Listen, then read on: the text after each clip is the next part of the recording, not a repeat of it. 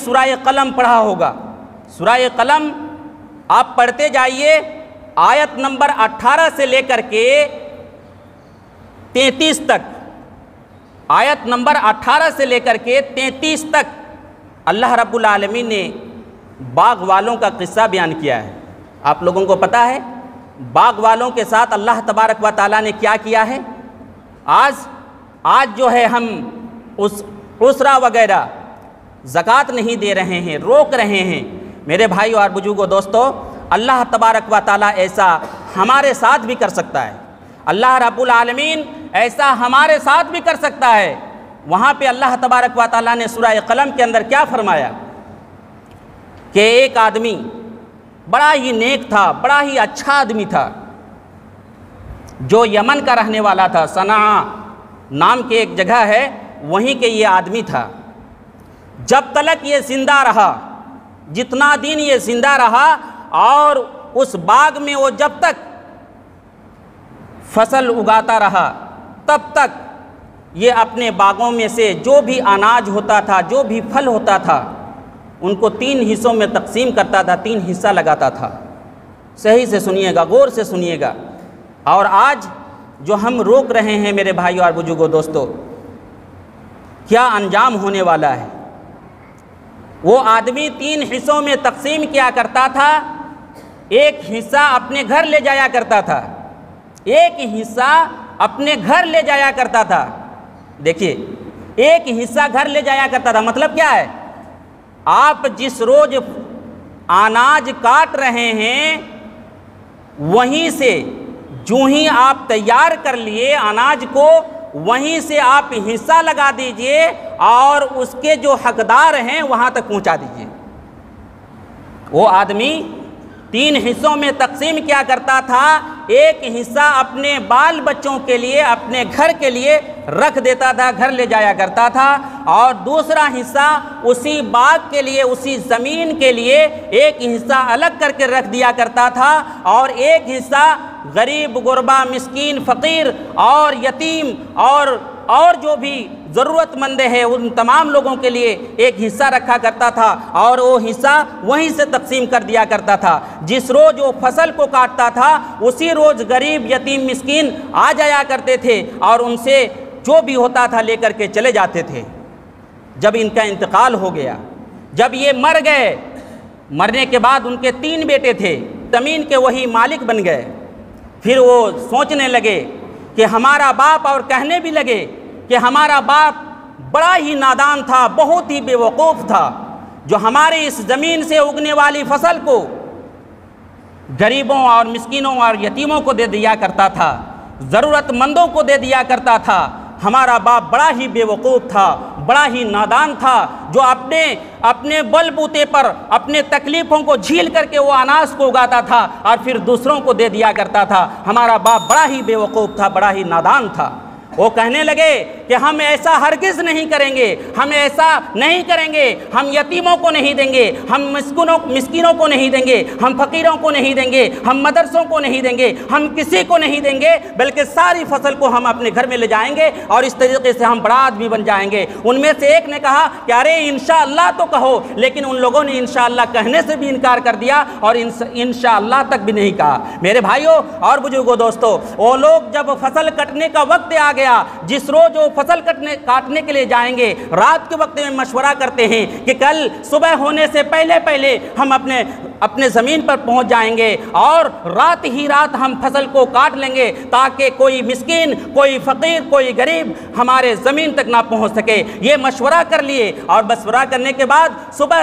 وہ لوگ چپکے جانے لگے، چپکے باتیں کر کے ایک دوسرے کو اٹھا کر کے چپکے جانے لگے۔ یہاں تک کہ آتا ہے تفسیر میں کہ وہ کیسے چل رہے تھے، بالکل آہستہ کر کے چلا کرتے تھے کہ ان کی پاؤں کی آواز تک کوئی نہ سن پائے۔ اگر سن لیتے کوئی ان کی آواز تو فقیر، مسکین، غریب وہاں ان کے زمین میں پہنچ جاتے۔ اس ڈر سے وہ آہستہ ہو کر کے اپنے زمین تک پہنچ گئے، اور جب اپنے باغ میں جب وہ لوگ پہنچے تو دیکھ کر کے وہ کہنے لگے کہ ہائے، ہم اپنے راستے کو بھول گیا ہے، ارے یہ زمین تو ہماری ہے ہی نہیں ہے، ہماری دوسری زمین ہے، ہم راستہ ہی بھول گئے ہیں، چلیے واپس چلتے ہیں دوسرے راستہ ہم لوگوں کا ہے وہاں پہنچتے ہیں، لیکن ان لوگوں نے جب ادھر ادھر غور سے دیکھا تو سمجھ گئے کہ نہیں، دوسری کوئی راستہ نہیں ہے، یہی وہ راستہ ہے اور یہی وہ باغ ہے جو ہمارا ہے۔ لیکن اللہ تبارک و تعالیٰ نے پورے باغ کو بھسم کر دیا ہے، پورے باغ کو اللہ تبارک و تعالیٰ نے تباہ و برباد کر دیا ہے۔ میرے بھائیو اور بزرگوں دوستو،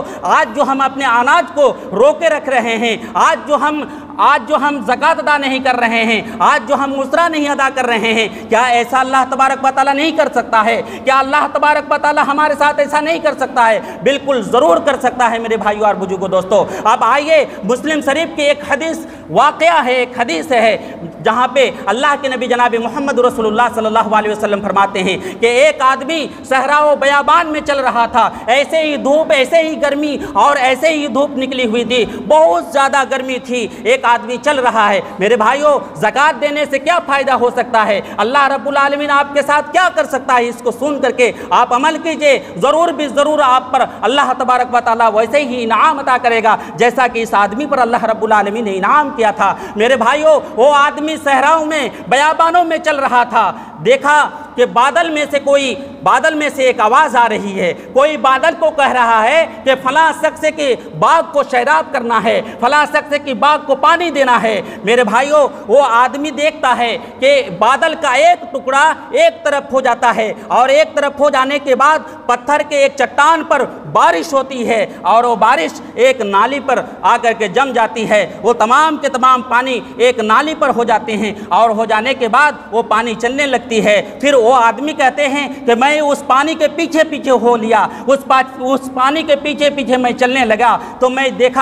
نے دیکھا کہ ایک آدمی اپنے ہاتھ پہ کدال یا پھاوڑا لے کر کے اس پانی کو اپنے درخت کے پاس یا قریب پہنچا رہے ہیں، پانی کو اپنے جگہ پر وہ آدمی دھوپ میں گرمی میں وہ اپنے پانی کو جگہ جگہ پر پہنچا رہے ہیں۔ وہ آدمی جو صحراؤں میں بیابانوں میں چل رہا تھا اور جنہوں نے بادل سے آواز سنی تھی، اس آدمی نے کہا، اے بندہ خدا، تو کیا کام کرتا ہے؟ کون سے ایسے اعمال کرتا ہے؟ کون سے ایسی نیک کام کرتا ہے؟ تمہارا نام کیا ہے؟ تمہارا کام کیا ہے جو میں نے اس پانی کو یہ پانی جو جہاں سے آیا ہے میں نے اس سے آواز سنی ہے کہ تیرا نام لے رہا تھا، بتاؤ تو تیرا نام کیا ہے اور تو کون سا کام کرتا ہے؟ اس آدمی نے کہا کہ اگر تو پوچھتا ہے، سوال کرتا ہے تو میں بھی بتائے دیتا ہوں، میں اس زمین سے اگنے والے فصل کو، میں اس زمین سے اگنے والے اناج کو 3 حصوں میں تقسیم کرتا ہوں اور 3 حصوں میں تقسیم کرنے کے بعد ایک حصہ میں اپنے گھر میں دیتا ہوں، ایک حصہ میں غریبوں مسکینوں کو دے دیتا ہوں اور ایک حصہ میں اسی زمین کے لیے رکھ رہا ہوں۔ میرے بھائیوں اور بزرگوں دوستو، آپ نے دیکھا کہ اتنی گرمی، اتنی شدت، جہاں پہ چلنا دشوار ہو جاتا تھا،